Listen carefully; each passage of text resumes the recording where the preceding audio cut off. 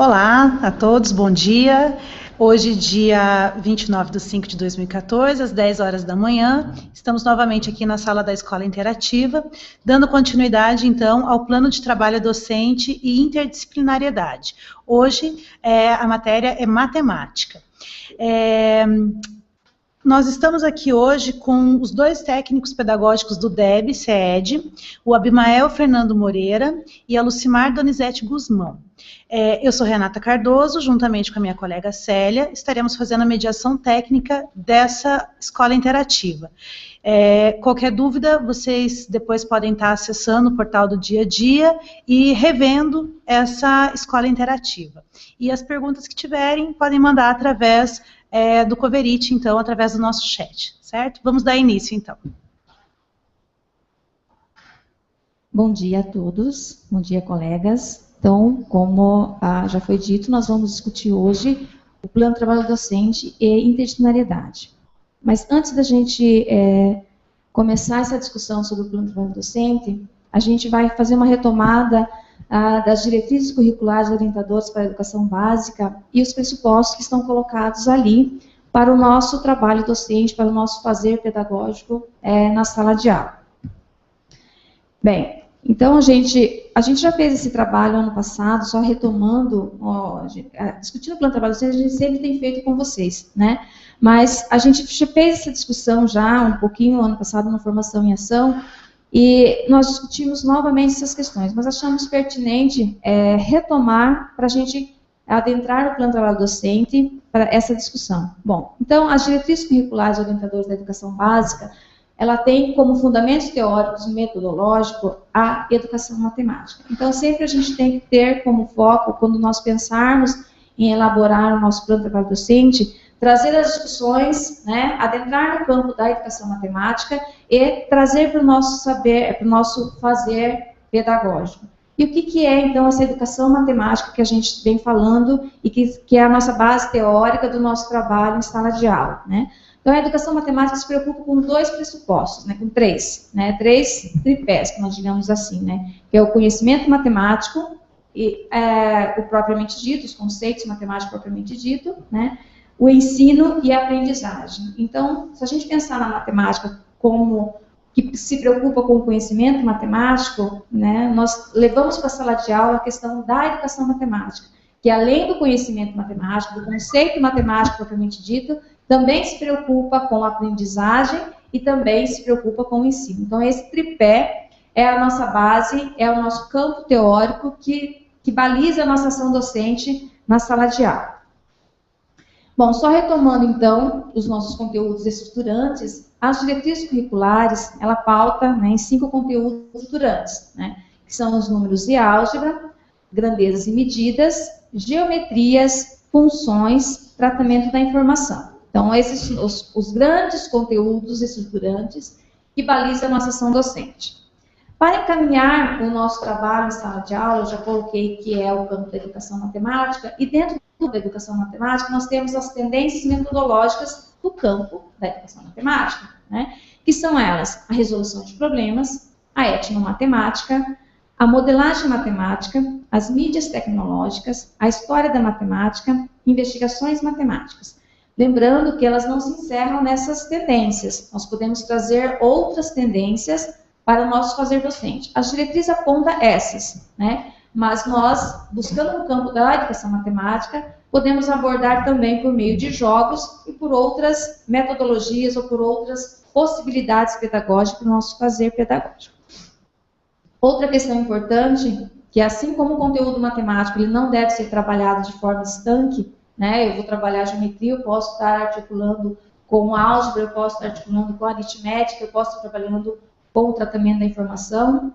As ciências também não devem ser trabalhadas de forma isolada. Ao mesmo tempo que eu estou trabalhando resolução de problema, eu trago também as outras tendências, né? A etnomatemática ou a história da matemática. Não dá para fazer de forma estanque ou trabalhar cada uma delas. O próprio professor, ao elaborar o seu plano de trabalho docente, ele já vai ter isso em mente, que essa articulação ela é necessária, né?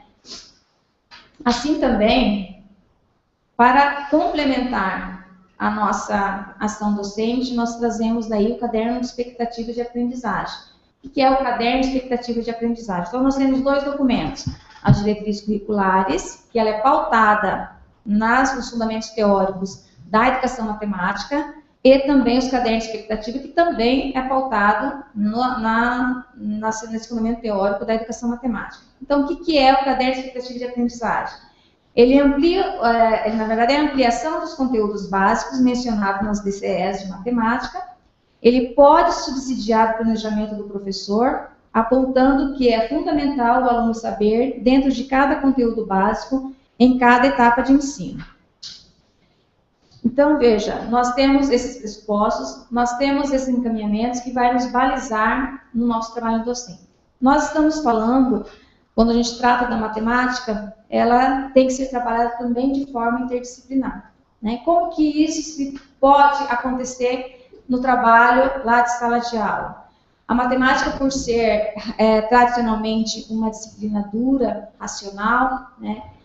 A princípio parece que ela fica com mais difícil de fazer essas relações, mas não é. Então, como que as outras disciplinas trabalham com a matemática e como que nós também podemos articular essas questões com as demais disciplinas? Então, como que as demais disciplinas, a geografia, a história, a biologia, ela em muitos casos ela serve de contexto para que a gente possa propor o conteúdo matemático, né? Em contrapartida, a matemática, em muitos casos para essas disciplinas também, ela serve como um aporte instrumental para que eles possam desenvolver muitos dos seus conteúdos, muitos dos seus conhecimentos em sala de aula. Um exemplo disso, nós podemos citar a estatística. As demais disciplinas, elas fazem muito uso da estatística para desenvolver seu conteúdo ou para quantificar algumas questões que envolvem os seus conceitos, né? É importante, então, quando o professor pensar nesse trabalho docente, né, fazer articulado. Professores sentarem, conversarem e verem em que momento eu posso, ao mesmo tempo, estar trabalhando na biologia, por exemplo, a probabilidade, o professor de matemática também poderá estar explorando a probabilidade no seu plano de trabalho docente. Então, essa conversa para elaborar o plano de trabalho docente é fundamental. Lembrando que a matemática não pode ser vista como utilitarista, somente utilitarista ou para aplicação. A matemática tem a sua essência por ela mesma. A matemática tem sua beleza por ela mesma. E, muitas das vezes, a gente se preocupa em achar a matemática nas suas aplicações. A matemática tem que ser aplicada. Mas quando a gente pensa nessa aplicação, a gente acaba tratando a matemática como saber utilitarista. E não, ela é conceitual, ela é importante por si mesma. Claro que ela serve em muitos momentos, sim, para aplicações. Isso a gente trata das problematizações e das resoluções de problemas. Bem, eu vou passar agora para o Abimael, o professor Abimael da equipe, que ele vai dar continuidade ao plano de trabalho docente e vai exemplificar trazer um exemplo para ser trabalhado em sala de aula. Depois a gente volta a conversar. Bom dia a todos os professores, técnicos pedagógicos e as demais pessoas que estão nos assistindo. A Lucimar já realizou os primeiros encaminhamentos com as tendências metodológicas e eu vou continuar passando para vocês como se forma um plano de trabalho docente, explicando brevemente os elementos que compõem esse plano de trabalho docente, e em seguida com um exemplo, já com o conteúdo matemático propriamente dito. Primeiramente, é bom ressaltar que tanto o caderno de expectativas de aprendizagem como as diretrizes curriculares, elas subsidiam a elaboração do plano de trabalho docente do professor. Também é importante que esse plano de trabalho docente esteja em consonância, tanto com a proposta pedagógica curricular, quanto com o projeto político-pedagógico da escola. Nós podemos já ver, outro ponto também relevante é observar que a organização, que o planejamento das ações do professor, eles estão lá no plano de trabalho docente. Para dar sequência, para falar sobre os elementos que compõem esse plano de trabalho docente, já nós vamos poder visualizar o slide com a tabela, tá? O slide com a tabela. Nesse slide, ele traz um modelo tradicional do plano de trabalho docente, aquele formulário em tabelas. Mas ele não precisa ser estático com esse modelo. Ele pode ser também trabalhado em forma de texto, tá? Porque esse modelo em tabela, quando o texto, principalmente dos encaminhamentos metodológicos, ele fica muito grande, acaba que passando para as outras páginas e fica ruim do professor trabalhar. Então, o formato texto também é possível do professor trabalhar. Nós fizemos questão de colocar os dois formatos para que vocês possam ter ideia de como fazer a formatação dele, tá? Vamos começar agora falando sobre os elementos que compõem esse plano de trabalho docente. O primeiro passo, como o plano de trabalho docente é um documento escolar, ele deve ter os elementos que identificam esse plano, como o nome do professor autor ou dos professores, caso ele seja feito em conjunto, e também o nome do estabelecimento escolar. Tá? No slide, ele consiste naquelas informações que possibilitam a identificação do plano de trabalho docente, seus autores, as séries e turmas em que as aulas serão ministradas, o colégio onde está sendo aplicado e o prazo de duração pelo qual será aplicado. Neste exemplo, os elementos para identificação são nome do professor, turma, nome do estabelecimento de ensino, a série, o período de aplicação. Esse aqui fica...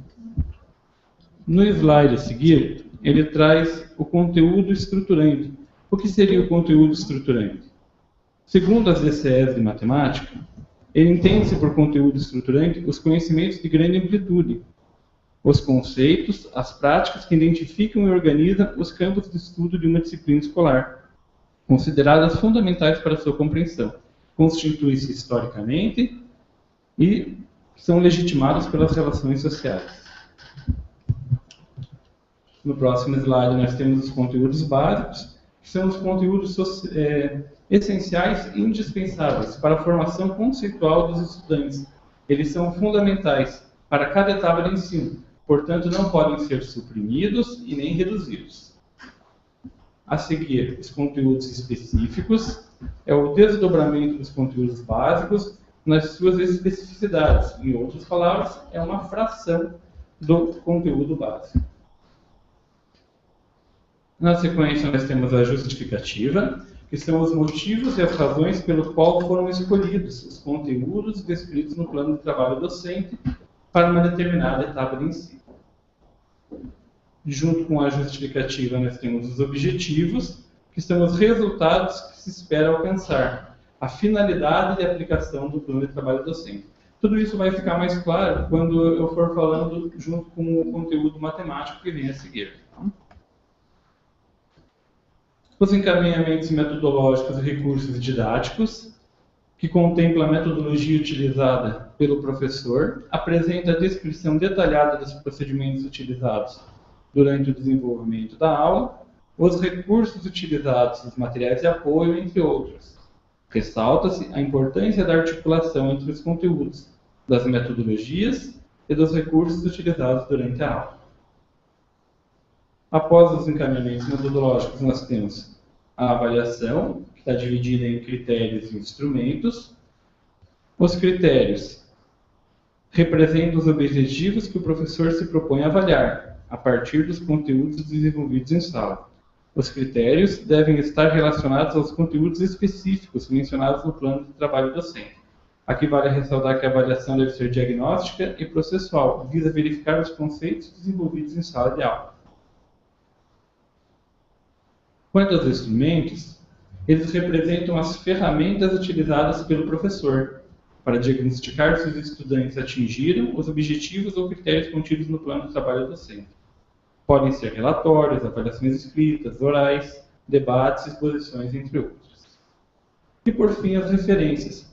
As referências são as fontes utilizadas pelo professor para preparar suas aulas e para que subsidiam a formulação do plano de trabalho docente.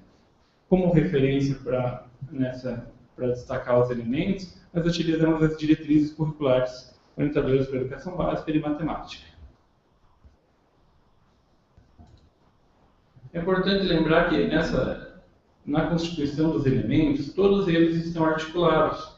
Então, quando se fala nos objetivos, já se relaciona com os conteúdos. Quando se fala em encaminhamentos metodológicos, também se fala nos objetivos da aprendizagem. Quando se fala em critérios de avaliação, ele já está relacionado também com os instrumentos. Tá?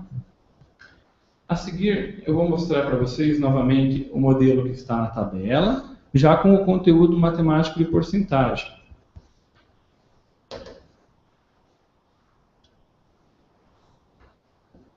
Esse plano de trabalho docente que nós elaboramos, ele segue as ideias do professor João Luiz Gasparim. Então vai ficar muito prático, muito simples de visualizar, conforme a gente for falando sobre os encaminhamentos metodológicos, as ideias do professor. Desde a prática social inicial, perpassando pela problematização, pela instrumentalização, pela cartaz e pela prática social final. Nós temos o slide com um exemplo já dele em tabela e depois com um exemplo dele em texto. Eu vou mostrar para vocês como que nós fizemos o preenchimento e depois, quando chegar na parte que fala dos encaminhamentos metodológicos, eu vou dar uma ênfase maior. Tá? Lá nos elementos para identificação, o professor vai estar colocando o nome do professor, então lá vocês podem conferir que tem o meu nome e o também da professora Lucimar. O estabelecimento de ensino, que nós colocamos como sede. A turma, nós colocamos como DEB. Tá? O professor pode elaborar um plano para várias turmas, por exemplo, turma A, B, C e D. Tá? Claro que respeitando ali as características da turma, de repente ele vai ter que fazer alguma alteração, tá? De acordo com a característica da turma. Nós fizemos esse plano para ser usado no 6º ano do ensino fundamental. E o período de aplicação nós colocamos no 2º bimestre. Mas o plano de trabalho docente ele pode ser feito para ser utilizado semanalmente, mensalmente, quinzenalmente, a critério do professor. Nos conteúdos estruturantes, no slide a seguir, já trazemos o tratamento da informação, que foi o grande conhecimento, né, aquele que foi constituído historicamente, tá? Validado pelas relações sociais. Nós utilizamos o tratamento da informação. Também poderíamos ter escolhido os outros que compõem os outros conteúdos estruturantes que compõem a matemática, como números de álgebra, grandezas e medidas, geometrias ou funções. Como conteúdo básico, nós escolhemos o conteúdo de porcentagem, que está dentro do conteúdo estruturante, tratamento da informação. Poderíamos ter utilizado aqui probabilidade, ou conjuntos numéricos, ou polinômios. Em seguida, aparecem os conteúdos específicos. Os conteúdos específicos, o conteúdo específico que nós utilizamos foi a porcentagem em relação ao todo ou ao inteiro. Tá? Nós poderíamos também ter utilizado operações fundamentais envolvendo porcentagem ou a porcentagem em gráficos e tabelas. Tá?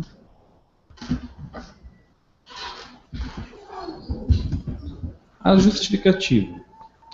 A justificativa representa a abordagem do conteúdo de porcentagem. Apresenta-se como ferramenta para solucionar diversos problemas do cotidiano. Por exemplo, aqueles que envolvem uma pesquisa eleitoral. Um desconto em compras, um acréscimo da inflação, o pagamento de tributos, os serviços demandados no mercado financeiro, como empréstimo e financiamento, entre outros. Além disso, possibilitam ao estudante o desenvolvimento da capacidade leitora, importante para a interpretação, compreensão e execução do procedimento de cálculos e resoluções de problemas. Aqui na justificativa, é importante ela responder o porquê e a importância, o porquê do trabalho com porcentagem e a importância desse trabalho com a porcentagem. Então, se nós analisarmos o slide que está na tela, a gente vai poder perceber o porquê, qual é a justificativa que nós utilizamos? A porcentagem. Porque ela pode ser uma ferramenta para solucionar problemas do cotidiano. Qual que é a importância da porcentagem? ela desenvolve a capacidade leitora, compreensão e execução de procedimentos, de cálculos e resolução de problemas. Tá? Então, sempre na justificativa, deixar claro o porquê e a importância desse conteúdo, no caso, a porcentagem. A seguir, os objetivos. Então, o objetivo propicia aos estudantes a compreensão do conceito de porcentagem, de modo que ele possa reconhecer relações entre o conhecimento sistematizado com o seu contexto, permitindo assim relações de problemas além do âmbito escolar. Os objetivos eles estão muito próximos da justificativa, mas o que diferencia é a finalidade. Então, nos objetivos, nós temos que colocar o que o estudante tem que se apropriar, o para quê e a sua finalidade. Por exemplo, o que o estudante tem que se apropriar aqui? O conceito de porcentagem. Para quê? Para reconhecer as relações entre o conhecimento sistematizado e o seu contexto. Com qual finalidade? Resolver problemas além do âmbito escolar. Agora nós vamos entrar nos encaminhamentos metodológicos. Tá? Aqui nós vamos verificar o conhecimento já trabalhado pelos alunos, que vão ser as frações, vamos estar relacionando então as frações com a porcentagem, e que a porcentagem necessita das frações como pré-requisitos.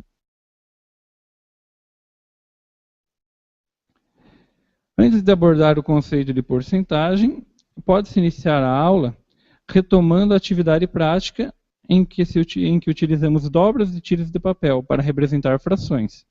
Lembrando que as frações podem ser representadas por meio de porcentagens, lá quando o professor utiliza uma fração com 100 na parte do denominador. Na medida em que realiza-se a correspondência entre o todo e o 100%, após a retomada, sugere-se um diálogo com o estudante acerca dos conceitos que ele já adquiriu a respeito das frações. Pode-se considerar necessário desenvolver exercícios e problematizações que contêm a simplificação de frações e a representação de frações por meio de números decimais, suas características e sua classificação. Então aqui o professor vai estar analisando aquele conhecimento prévio do estudante, vai estar fazendo a relação do conteúdo de frações como pré-requisito para porcentagem, né? Então ele vai estar relacionando lá com outro conteúdo estruturante, que é números e álgebra, e, por fim, vai estar estabelecendo essa relação entre o todo de uma fração e o 100% da porcentagem. Continuando o encaminhamento metodológico, numa segunda etapa, já vamos falar daí mais sobre a contextualização, propriamente, e sobre o conceito da porcentagem. Em seguida, introduz o conceito de porcentagem, estabelecendo a relação com as frações. Esse conteúdo aparece com frequência em diversos meios de comunicação: televisão, revista, jornais, internet, entre outros. Sendo assim, o professor pode fazer uso de alguns desses recursos para introduzir o conceito de porcentagem. Esse conteúdo também está disponível em diversos livros para didáticos e didáticos do 6º ano do ensino fundamental, de tal forma que uma pesquisa na biblioteca do estabelecimento escolar poderá subsidiar o trabalho em sala de aula. Como encaminhamento metodológico, é possível utilizar as tendências metodológicas do campo de educação matemática apontadas nas diretrizes curriculares orientadoras da educação básica de matemática. Por exemplo, a resolução de problemas. Para tal, o professor pode fundamentar-se nas ideias propostas por Polya, 2006. Compreender o que são: compreender o problema, elaborar um plano, executar o plano e fazer a validação. Então, quando o professor aplica o conceito de porcentagem, ele já pode estar trabalhando essa porcentagem de forma contextualizada, tá? E articulando com as tendências metodológicas da educação matemática.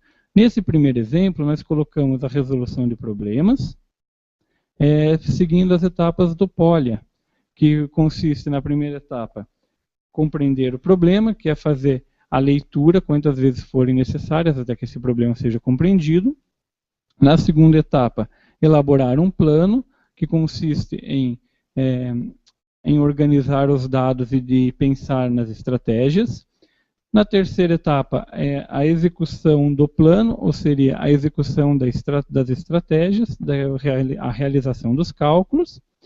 E por último, fazer a verificação, ou seja, testar se a sua estratégia funcionou ou não. No próximo slide também, nós já vamos perceber que, além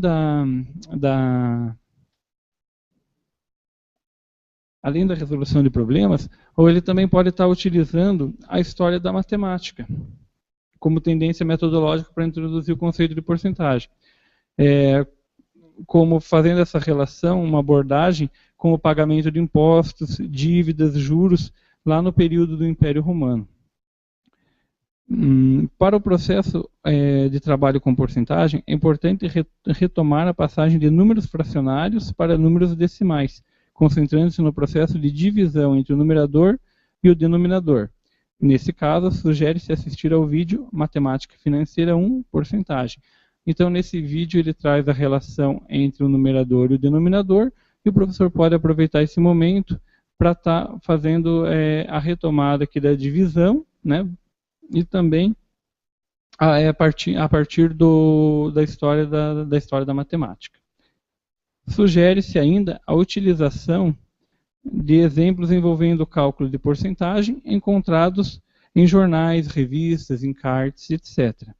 Nesse momento, o professor encontra-se perante uma situação propícia, para além das metodologias já citadas, que é a resolução de problemas e a história da matemática, se utilizar das mídias tecnológicas, solicitando aos alunos que, com o uso da calculadora, confiram os resultados das divisões que eles realizaram. É muito importante nessa parte saber o momento adequado de utilizar as mídias tecnológicas, tá? Como nesse momento de conferência dos cálculos com a calculadora. A partir desse momento, também é possível uma abordagem do conceito direcionado para a realização do cálculo da porcentagem em relação ao todo. Então, esse ponto é onde vai responder a um dos objetivos que está contido lá no plano de trabalho docente. Tá? O livro didático, sites educacionais, como por exemplo o Racha Cuca, e outras fontes de consulta, podem favorecer esse trabalho. Nesse contexto, o professor pode aproveitar o conhecimento prévio dos estudantes para, fundamentado na etnomatemática, debater as diferentes maneiras de pensar a matemática. O conceito, a matemática que os comerciantes, jornais, mercados financeiros, comunidade utilizam para o cálculo de porcentagem. Então aqui o professor já vai estar relacionando o conteúdo de porcentagem com mais uma das tendências metodológicas, como por exemplo a etnomatemática, ou o pensamento que os comerciantes, que os jornais utilizam para tratar a porcentagem. Para finalizar o assunto porcentagem, o professor pode propor a elaboração de atividades envolvendo a interpretação e a construção de tabelas e gráficos. Então ele está indo já além daquilo que foi proposto com uma nova atividade, onde o aluno vai ter uma nova proposta para aplicar já o conceito sistematizado da porcentagem. Essa atividade ela pode ser desenvolvida no laboratório de informática, com a utilização do software BR Calc ou com outro software que o professor se sentir mais familiarizado. Também com o uso de uma planilha de cálculo, uma planilha eletrônica, fica mais fácil para elaboração e construção dos cálculos e dos gráficos, se necessário. A utilização do laboratório de informática coloca o estudante em contato com alguns recursos tecnológicos, possibilitando, dessa forma, a inserção digital em sala de aula, o que favorece o ensino de aprendizagem.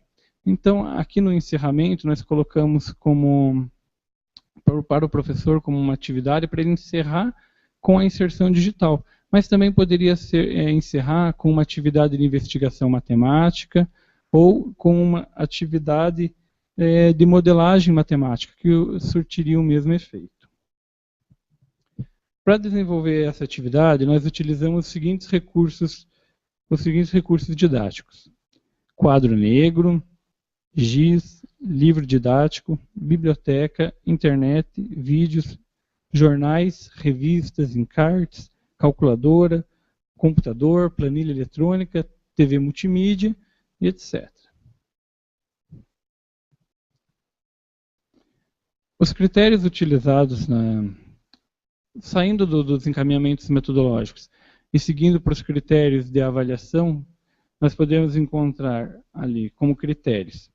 Espera-se que os estudantes compreendam o conceito de porcentagem, visualizando uma determinada parte em relação ao todo, a um total de 100%, resolvam situações e problemas envolvendo o cálculo de porcentagem, analisem, interpretem e construam apresentações gráficas envolvendo diferentes contextos, sendo também capazes de desenvolver a capacidade de argumentação. Então, os critérios de avaliação eles devem estar em sintonia com os objetivos e com os encaminhamentos metodológicos. Na sequência, nós vamos ter os instrumentos utilizados para avaliação, nesse plano de trabalho docente, que foram pesquisas, exercícios de fixação, avaliação oral e escrita, relatórios, seminários, exposição, entre outros.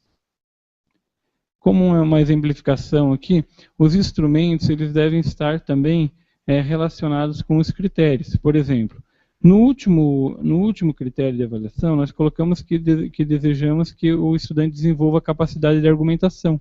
Então, nós podemos pegar um dos critérios, que é o exercício de fixação, e verificar se ele conseguiu desenvolver essa capacidade de argumentação, solicitando que, após ele realizar os cálculos, ele também descreva, apresente em forma de texto, qual a estratégia que ele utilizou para resolver cada um deles. As referências que nós utilizamos para construir o plano de trabalho docente se concentraram nas ideias do professor João Luiz Gasparim, no vídeo Matemática Financeira 1, que está disponível no portal Dia a Dia, nas diretrizes curriculares orientadoras da educação básica, no caderno de expectativas de aprendizagem, e o site RachaCook, que apresenta alguns exercícios sobre matemática. Retomando aqui um pouquinho o que o Abimael colocou, a gente vem falando desde o início a questão da articulação entre os conteúdos, tanto dentro da disciplina de matemática como nas demais disciplinas. Por exemplo, ali, quando ele tratou desse conteúdo especificamente, ele tratou do tratamento da informação, Então, mas também nós podemos, quando ele trata de frações e decimais, veja, o conteúdo matemático ele não está estanque, ao mesmo tempo que eu estou trabalhando com porcentagem, eu estou trabalhando com frações e números decimais. Vem o que articulado ali? O número e álgebra, Aí nós temos também gráficos e tabelas, que trata novamente, aprofunda um pouquinho mais, ou amplia um pouquinho mais a questão do tratamento da informação. Se eu quero trabalhar, por exemplo, com representações geométricas, pintar uma figura ou calcular o perímetro de uma figura, eu posso trazer aqui também a geometria. Se dessa figura eu quero calcular um percentual para pintar essa figura, eu estou trabalhando com grandezas e medidas. Então, o conteúdo matemático, ele articula por si só, dentro da sala de aula. Ao mesmo tempo, eu trabalho articulado essas questões. Assim também são as tendências metodológicas do campo da educação matemática. Eu encaminho os conteúdos matemáticos por meio delas, Ao mesmo tempo que eu estou trabalhando ali com a resolução de problema, que é muito forte dentro da matemática, eu também estou trabalhando muito forte com a investigação matemática. Esse assunto, a porcentagem, ela é muito comum no nosso dia a dia. Se a gente olhar nos meios de comunicação, a todo momento as pessoas estão tratando em gráficos, em tabela, que trata os resultados em formas percentuais. As outras disciplinas, como eu já coloquei no começo, ela também trata muito forte dessas questões para quantificar questões do seu dia a dia. Então, só para encerrar essas questões, nós enfatizamos sempre o quê? A leitura e a problematização. Para nós, matemáticos, esses dois pontos, a leitura e a problematização, elas têm que estar muito próximas e ser desenvolvidas em sala de aula. Essa capacidade leitora que a gente espera que o aluno tenha, esse poder de argumentação, é conseguido por meio da exploração desses conceitos, mas valorizando essas capacidades que o ensino da matemática também propicia. Chegou uma pergunta aqui de um internauta que diz assim: para a sala de apoio, seguimos os mesmos elementos com diferença na metodologia e avaliação? Sim, na sala de apoio ela também segue as diretrizes curriculares, são os mesmos elementos, é claro, com especificidade diferenciada. O que vai mudar é a forma de abordagem. Eu continuo tendo as tendências, os jogos, a resolução de problemas, né? Mas a forma de abordagem para esse aluno da sala de apoio, por ser um tratamento individualizado, é o professor que vai encaminhar, mas eu posso seguir o mesmo modelo de plano de trabalho docente. Mais alguma? Não, não tem perguntas. Então, vamos encerrar a nossa escola interativa de hoje. Os materiais estarão disponíveis, nós também lá no departamento estamos disponíveis para discussões posteriores e estamos à disposição de vocês. Gostaria de agradecer a todos os professores e técnicos pedagógicos e demais pessoas que nos assistiram. Espero que esse material venha contribuir com a prática em sala de aula e estamos à disposição para qualquer dúvida que possa surgir, tanto pelo e-mail como pelo telefone do Departamento de Educação Básica. Obrigado a todos e um bom dia. Bom, então a gente está encerrando aqui mais uma escola interativa, hoje de matemática. Ao contrário das outras, que foram 2 blocos de 40 minutos, hoje a gente fez seguido, né, um bloco apenas, que deu quase 50 minutos, em função do número de pessoas da mesa que estavam falando. Lembrando a todos que amanhã, no período da tarde, nós temos a de linguagens, tá? Às 14h30, e que na semana da Copa, de início da Copa, no dia 9, 10 e 11, nós teremos então um bate-bola aí a respeito das disciplinas com os elementos da Copa do Mundo. Então fica a dica para que vocês possam estar assistindo a gente. E qualquer dúvida ou sugestão que vocês tenham, encaminhe e-mail para nós aqui da Escola Interativa, que é escolainterativa@ced.pr.gov.br. A gente está esperando e aguardamos aí as mensagens de vocês. Tchau!